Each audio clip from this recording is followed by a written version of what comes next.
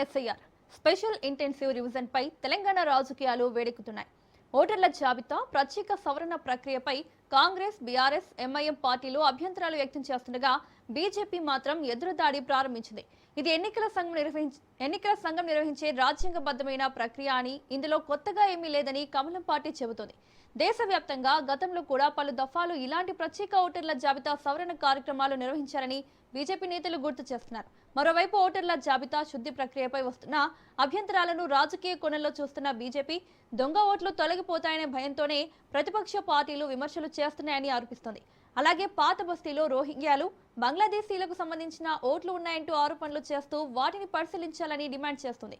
అయితే ఎన్నికల సంఘం మార్గదర్శకాల ప్రకారం అనుమానాస్పద విదేశీ పౌరుల అంశాలు సంబంధిత చట్టపరమైన ప్రక్రియల ద్వారా పరిశీలనకు వెళ్తాయని స్పష్టం చేస్తోంది.